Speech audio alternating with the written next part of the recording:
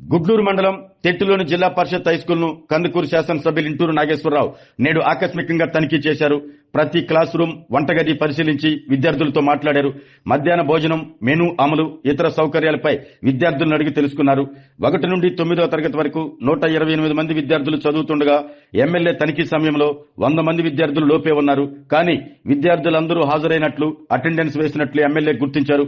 దీంతో ఆయన ఉపాధ్యాయులు హెచ్ఎం చిన్నయ్యపై తీవ్ర ఆగ్రహం వ్యక్తం చేశారు. అందరికీ అటెండెన్స్ ఎందుకు వేశారని నిలదీయడంతో టీచర్లు నీళ్లు నమిలారు.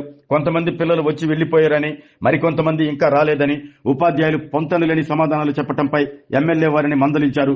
ఎమ్మెల్యే నాగేశ్వరరావు వెంటనే డీఈఓ బాలాజీరావుకు ఫోన్ చేసి ఉపాధ్యాయుల తీరుపై ఫిర్యాదు చేశారు. ఇలాంటి విషయాలపై అప్పుడప్పుడు ఎందుకు తనిఖీ చేయటం లేదు అని parents teachers association chairman Riyaz స్థానిక నేతలను ఎమ్మెల్యే ప్రశ్నించారు. ఇక నుంచి హైస్కూల్లో పరిస్థితులను నిత్యం గమనిస్తూ ఉండాలంటూ సూచించారు. హైస్కూల్ భవనం పై అంతస్తులో నిర్మాణం అసంపూర్తిగా ఉండటం వల్ల క్లాస్ రూములు సరిపోవటం లేదని విద్యార్థులు ఎమ్మెల్యే దృష్టికి తీసుకువచ్చారు.